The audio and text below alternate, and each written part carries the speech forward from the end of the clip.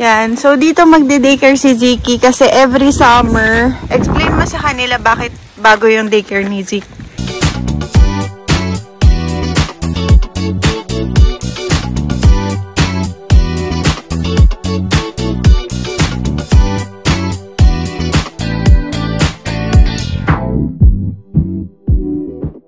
Every summer kasi, meron silang summer vacation. So nagbabakasyon yung mga bata.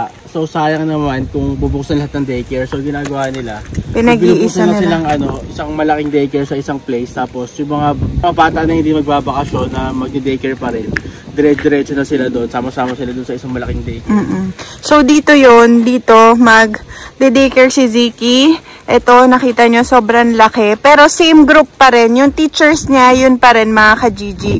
Dito lang sila for the month of July and August. Tapos August, balik na siya dun sa original or kung saan siya nagde-daycare. Yan. So, dyan yung magiging daycare ni Ziki. Kasi syempre, kailangan namin Parang umiinit oh, kasi kailangan natin work.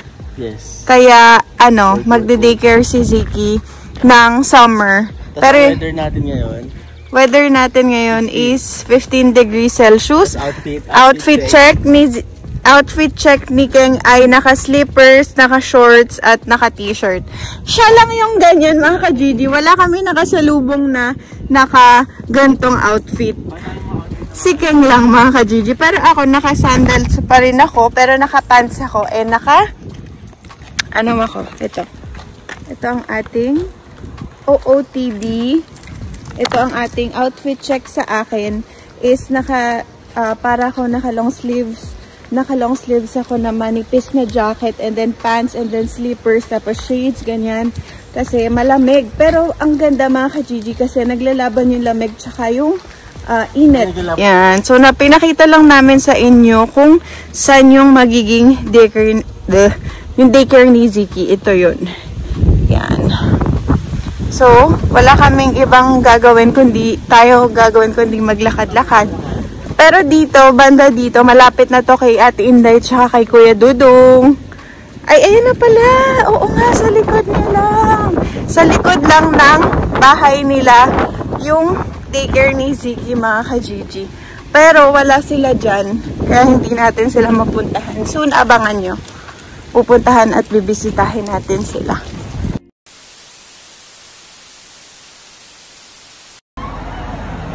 So yan mga ka-Gigi, good morning from Finland.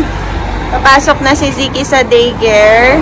Ihahatid na namin. Yan, so waiting kami dito sa bus stop. Yung bus natin 570 Pamelon Maki. Pamelon. Oo, ang cute nanay. Nox. Galing ah. Ay, ba't naging 9 minutes? 0 na lang yan kanina eh. Hintayin natin, dun manggagaling. Hindi, yung sunod yan, ayun eh. Ay, ayan na. Ayan si Ziki, si Keng. Tapos, ito na yung bus natin, mga ka-Gigi. Ngayon, paparahin niya natin ganito. Para mag-stop siya, syempre.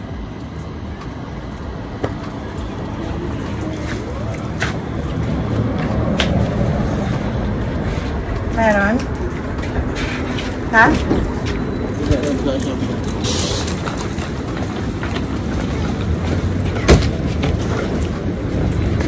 Jangan me le puedes sentir la sé quién es. Hey. Hey. ¿Dónde es? Ya sentir la hey. Quítame la puesta. ¿Eres tú? Hey. Hey, Cameron, hey.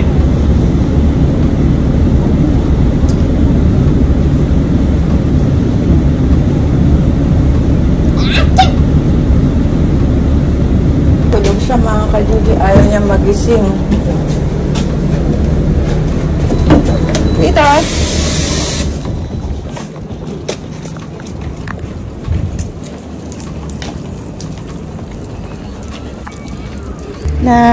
Lapit na kami sa daycare ni Ziki.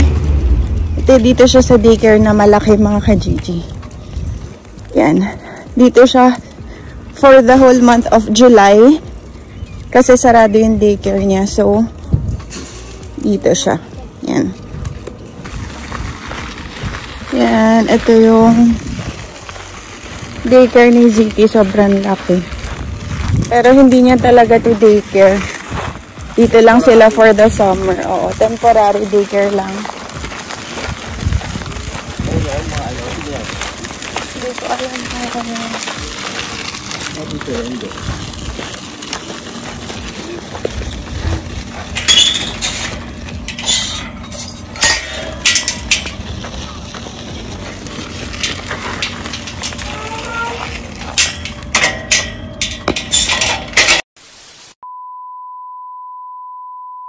mga ka-Gigi, tingnan nyo, merong baby rabbit.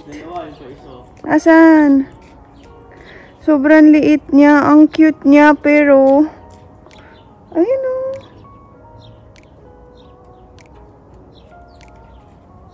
Hala. Ang bilis sumakbo.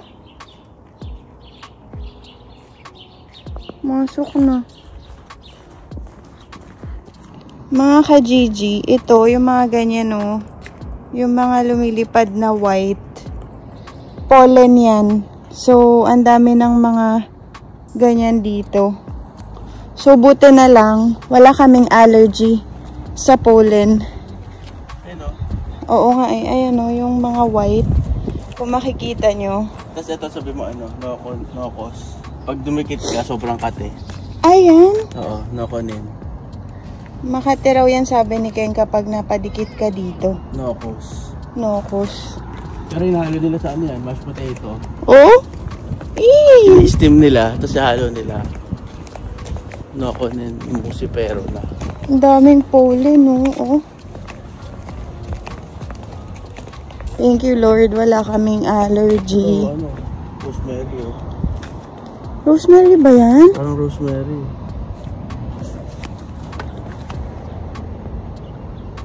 Hindi rosemary yan. Para lang.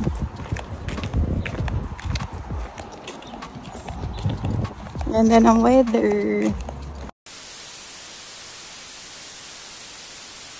Kamusta kayong lahat? Sana okay kayong lahat mga ka-Gigi. For today's video, sasama ko kayo dahil ako ay maglalaba. Yan, so tayo ay labandera for today's video.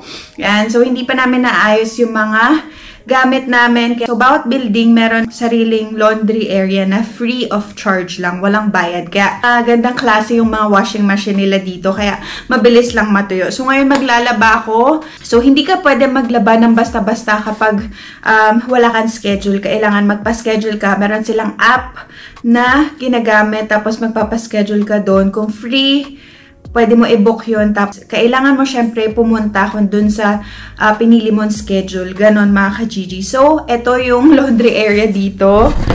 Papakita ko sa inyo. Yan. Meron sila. Ito yung dryer. Ito yung washing machine. Ito washing machine din. So, dalawa. Pwede ka magsalang ng dalawa. Tapos, ito yung pinaka-itsura nung laundry area nila. Yan.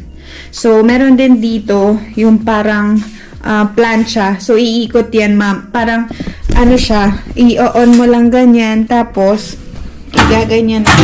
Tapos, iikot mo. Ipapasok mo dyan yung pinaka-damit. Tapos, paglabas niya, parang planchado na siya. Basta ganun, mga ka-Gigi. Ganun yung, ano niya, nagagawa. Tapos, ito, meron dito tiklupan. Yan, meron dito parang basket na pwede mo lagyan ng mga damit. Yan. Tapos, ito yung mga lalaban ko, mga ka-Gigi. Nasa trolley. Yan, para hindi ako masyado mabigatan. So, yan. Dito, magsasalang tayo puti, tapos decolor. So, let's go mga ka-Gigi. Maglaba na tayo. Hinatid ko si Ziki sa daycare kanina. Papakita ko sa inyo kasi yung daycare niya is bago. So, yung daycare nila sarado for the whole summer. Tapos, babalik sila doon by August.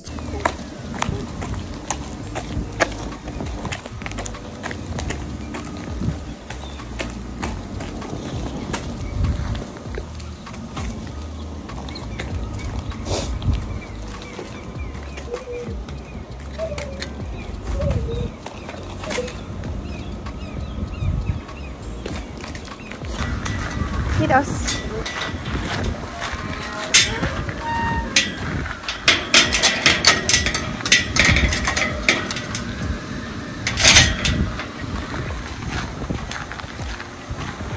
So mga ka-Gigi, ito yung daycare ni Ziki. Kakahatid ko lang sa kanya. Sobrang laki. Doon siya. Sobrang laki nitong daycare na to.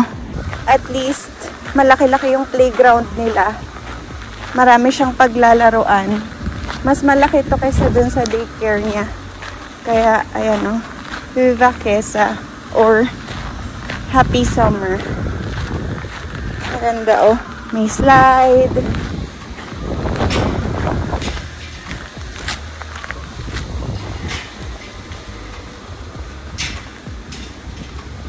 Yo, titos. Hinatid ko si Ziki dun sa bagong daycare. So far, so good. Grabe, sobrang ni Ziki, mga ka-Gigi. As in, niya. Good boy. Kasi talagang hindi na siya umiiyak, hindi na siya humahabol sa akin. Basta pagkadating niya doon, dire-diretso na siya, hindi niya na ako pinapansin. So, natutuwa ako at the same time nalulungkot kasi parang alam niyo yun, talagang lumalaki na talaga siya na hindi na niya ako masyado hinahabol or hinahanap, ganon. Pero sobrang happy rin ako kasi hindi ko na kailangan na alam niyo yun, hindi na masisira yung araw ko kasi 'di ba last time, yung mga dati, pag iniiwan ko siya sa daycare, talagang umiiyak siya, humahabol siya. Siyempre, as a mother, masakit yun sa loob ko na humahabol sa anak mo. So, kapag papasok ako sa work, talagang naiisip ko siya the whole time. So, parang medyo sira yung araw ko kasi siyempre, nakafocus ako sa kanya, iniisip ko siya, hindi dun sa work. Kaya ngayon, thank you Lord, kasi ito yung pinakahinihintay ko na wag na maghabol si Ziki. Ayun, so si Keng naman, meron siyang work. Yan, nagpa-part-time na rin si Keng sa work. So, ako, wala pa kasi naghihintay pa ako ng tawag dun sa hotel na pinapag-workan ko. Kasi medyo tahimikin, mga ka-Gigi, kasi seasonal dahil sa banquet or sa meeting and events ako nag-work sa hotel. Yan. So, tara, maglaban na tayo. Ang dami kong sinasabi. Ito yung trolley. So, laba-laba muna tayo.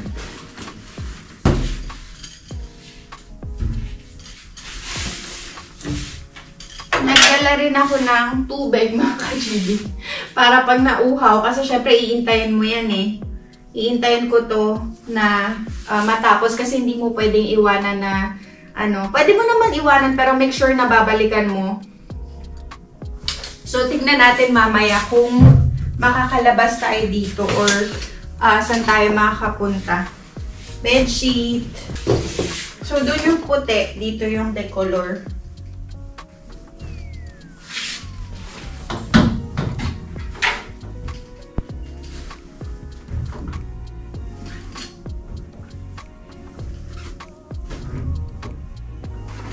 Ito kasing bag, mga ka-Gigi. Lalaban ko rin to. Bag. Dun sa stroller ni Ziki na luma. Yan. Oops. Yan. Tapos, lock and then laundry soap and fabric softener. Ito, laundry soap. Lalagay lang natin dito. Yan. Oops. Tapos, downy yarn. Taka tayo mga Pinoy, no? Fabric softener pala. Yan. Tapos, close. Normally, or normal. Pero, pwede naman natin yan palitan ng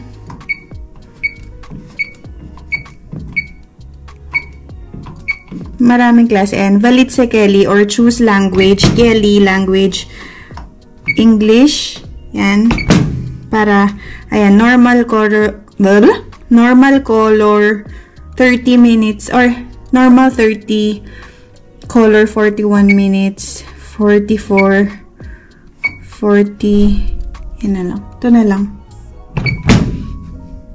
Yan. So, mag-start na yan, mga ka-Gigi. Dito naman tayo sa ilalock mo siya ganon. Yan, nakalock. Tapos, lalagyan din natin ito. Tapos, same lang.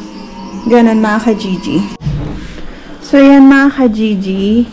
Maandar na yung dishwashing, mamaya dryer natin. Dito naman is, pag kunwari, kailangan pa ng patuyuin yung damit mo. Yan. Ito, sampayan.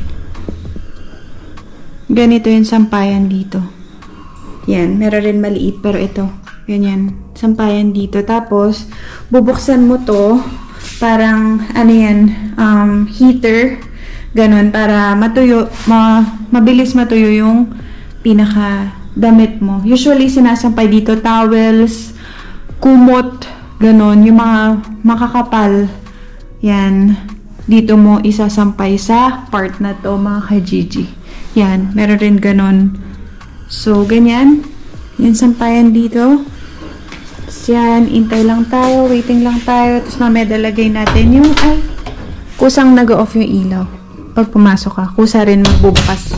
So, ito mamaya lalagay natin dito. Hi mga ka-Gigi, yan. Nandito tayo ngayon sa labas. Habang naghihintay tayo sa labada matapos, may ikukwento muna ako sa inyo kasi hindi ko na ikwento. Hindi ako nagkaroon ng chance i-explain sa inyo. Yan. So, ikukwento ko sa inyo. I think this is the right time para malaman nyo yung nangyari sa amin sa Manila Airport, sa Ninoy Aquino International Airport. So, di ba pag international flight sa Terminal 3 yung kapupunta. Yan, ang sarap. Umaraw. Grabe mga ka-Gigi dito. Ang sarap pag umaaraw kasi malamig yung summer. Ang lamig nung summer ngayon. So, pag umaaraw, as in talagang ang sarap sa balat kasi naglalaban yung init tsaka yung lamig. Yan. So, thank you Lord. Umaraw. So, ang luggage namin dala, yan, papakita ko sa inyo kasi meron akong video nun.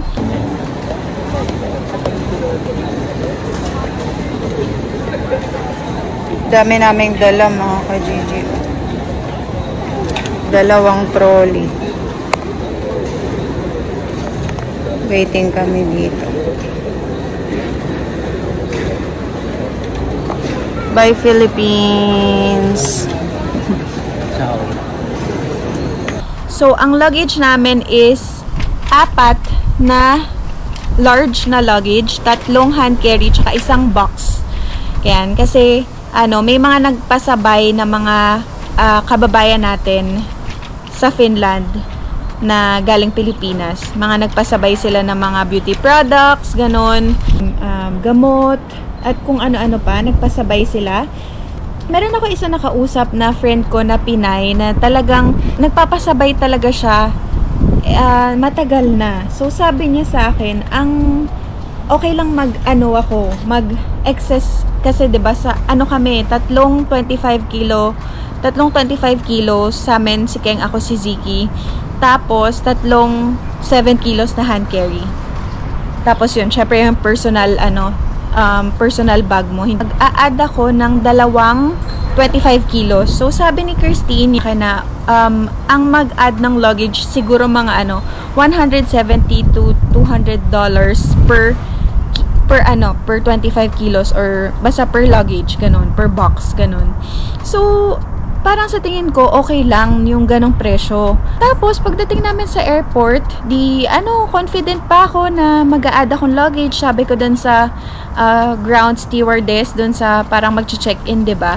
Sabi ko sa kanya na, okay, mag-a-add ako ng 25 kilo. Sabi niya, okay ma'am, ganyan-ganyan. Tapos, sabi niya yung total po is $1,700. Sabi ko, ha?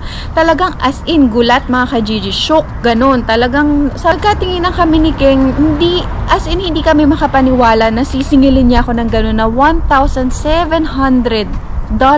Tapos, inano niya pa mga ka-Gigi, kinonvert niya pa in peso, parang nasa 96,000 daw yung babayaran ko. Sabi ko, sigurado ka, miss? Sabi niya, yes ma'am, gano'n. Sabi ng friend ko, $170 to $200 lang per luggage. Ilang beses ko siya tinanong mga ka-Gigi, paulit-ulit kung sure siya. Sabi niya, sure daw siya, ganyan. Tapos, wala na ako magawa. Sabi ko, wait lang, wag mo muna ipasok, mag-uusap muna kami.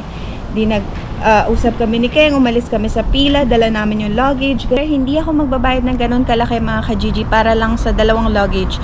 So ginawa ko, naglipat-lipat kami, as in, grabe. Ang flight namin 7 o'clock ng umaga, 7:40 ng umaga. So, napakaaga namin. Parang ano pa kami. Buti na lang talaga maaga pa kami kasi kung hindi, iniwan na kami ng airplane mga ka-Gigi. Kasi as in, grabe yung hassle. Grabe. Sobrang nangarag ako. As in, talagang naglipat ako ng mga gamit.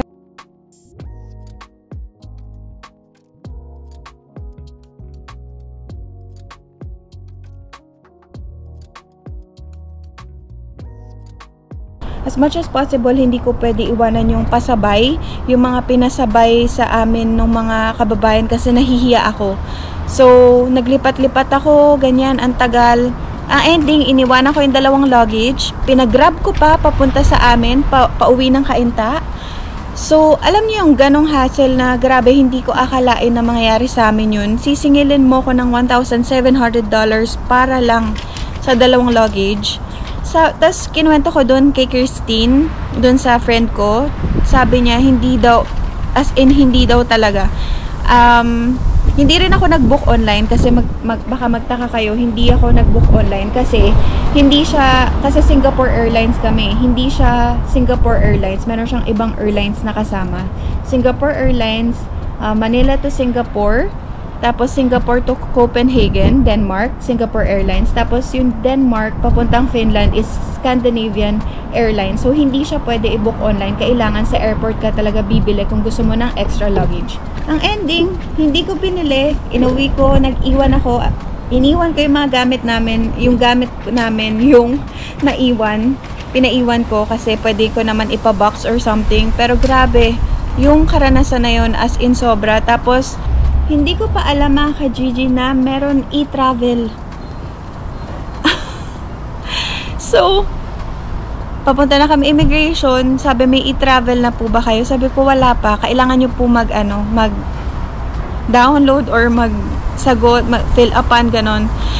Fill up ako, ganyan. Nawawala na ako ng pag-asa. Sabi ko kay Keng, babe, baka hindi tayo makasakay. Kasi, malapit na yung boarding time namin. Ang dami pang kailangan fill upan sa e-travel. Hindi ko alam bakit hindi ko naisip yun. Hindi ako nakapaghanda or something. Kasi hindi ko talaga alam. As in, pero ewan ko, tingin ko mistake ko yun. Pagkakamali ko yun na hindi namin naisip yun. Pero alam niyo yun, sobrang daming nakakalungkot lang kasi ang daming mga kailangan sa Pilipinas para lang, alam mo yun, hindi ko alam. Basta naiinis ako nung oras na yun. As in, stress ako. Pine-prepare ko na yung sarili ko, hinahanda ko na yung sarili ko na maiiwan talaga kami ng airplane. Hindi pa naman nare-rebook yung ticket namin. So, pag hindi namin nasakyan yun, kailangan namin bumili ulit. Napakamahal ng pamasahe mga ka-Gigi. As in, sobrang mahal. So, grabe yung stress nung araw na yun. Sabi ko kay Geng, hindi ko alam bakit nangyayari sa atin to. Akala ko nga parang may signs. Signs ba yun na ayaw kami pabalikan ng Finland? Signs ba yun na ayaw? Diba kasi mga ka-Gigi, yung time na yun, tumaas talaga yung anxiety level ko. Dahil yung time na yun, kaka-crash lang yung airplane sa India. Diba? Yun yung Air India. Yun yung time na yun na kung ano-ano na namang iniisip ko. Pag meron ka talagang anxiety and depression, yun talaga yung kalaban mo kung mag-overthink. Yun yung talaga naisip ko. Sabi ko, shucks, paano kaya kung ganun? Ganun kasi ako mga ka-Gigi, mabilis ako mag-overthink. So, yun yung naiisip ko. So, sabi ko, sign up ko na hindi dapat tayo umalis, ganun. So, hindi na ako nag-expect, pero ayun, hanggang sa nakasakay kami, grabe yung hinga namin nung nakasakay kami kasi or else masasayang lang lahat yung ticket, yung pinambayad sa ticket, sa lahat mga ka-Gigi. At hindi kami pwedeng hindi makasakay dahil may mga nagpasabay sa aming mga kababayan na umaasa doon sa pinadala nila na gamit, ganun.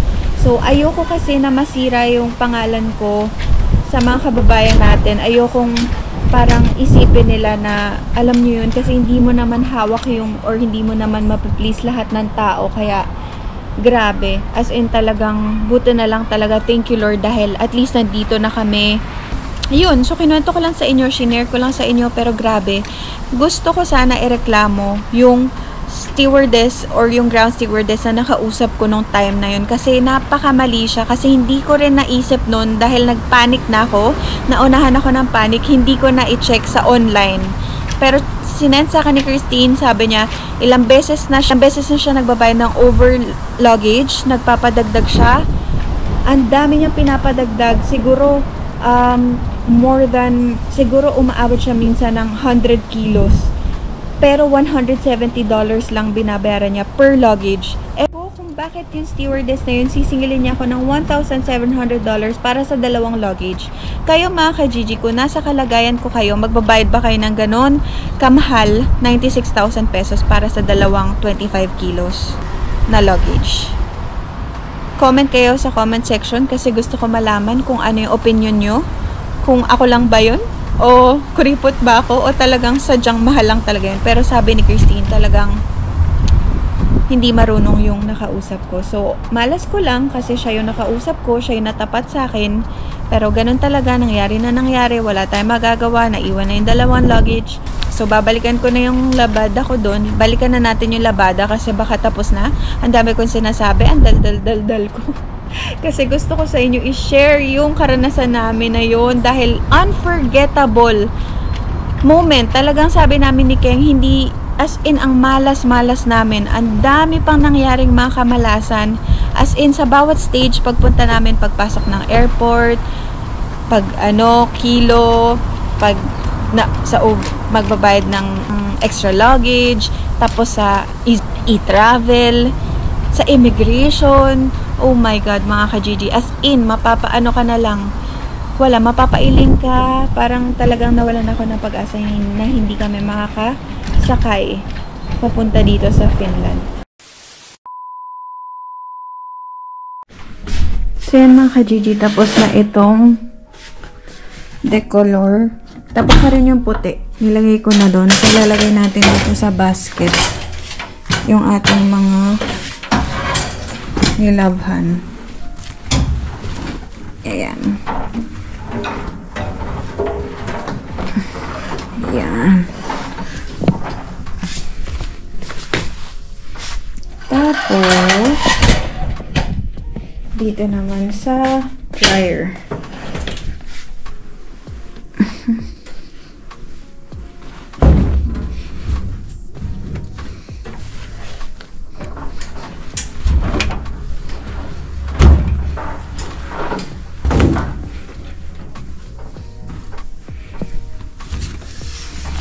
Yan.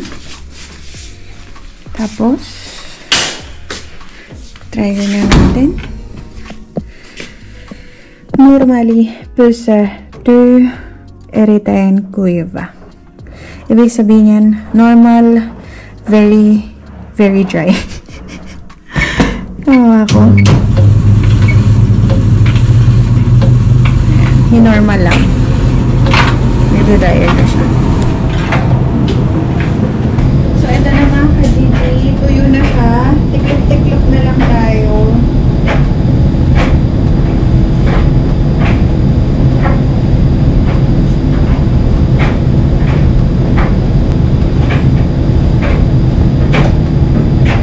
Sleepwear.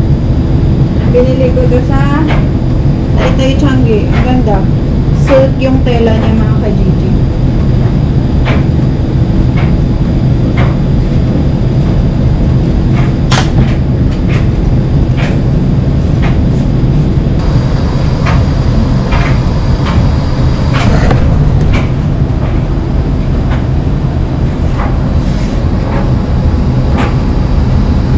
Planchado na siya paglabas. Basic lang.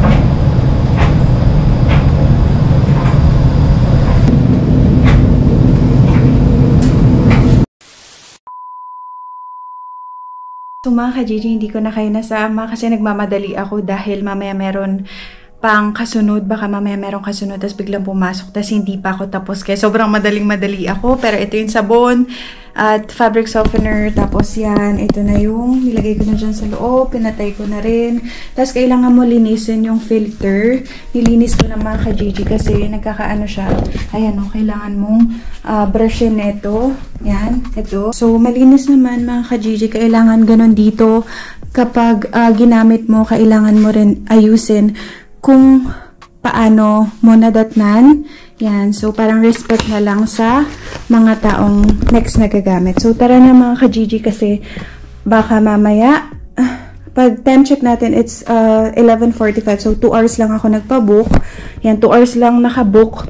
Tapos, yan, mamaya, baka mamaya meron nang pumasok dito. Kaya, let's go mga ka-Gigi. Ang init, pinagpawisan ako dun.